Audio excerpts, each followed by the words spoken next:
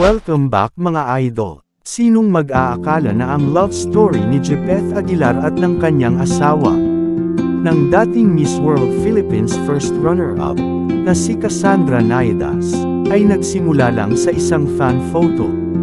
At pagkalipas ng mahabang panahon at muling pagkikita, ang simpleng litrato ay nauwi sa matamis na pagmamahalan. Pagmamahalang pinagtibay ng panahon, at sinulat mismo ng tadhana. Kaya sa episode nating ito, aalamin natin ang true-to-life love story na minsan lang mangyari. Ang kwento ng pag-ibig nina Jepeth Aguilar at Cassandra Naidas.